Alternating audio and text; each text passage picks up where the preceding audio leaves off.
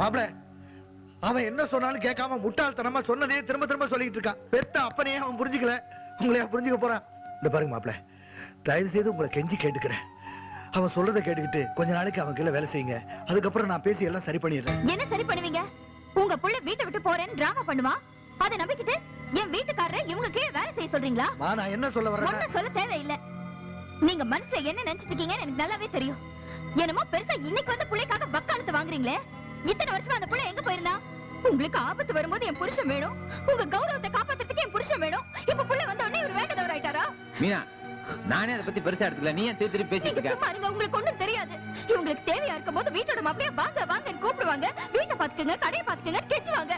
புள்ள வந்த உடனே தூக்கி எறிஞ்சிருவாங்க. நன்றி கெட்டவங்க.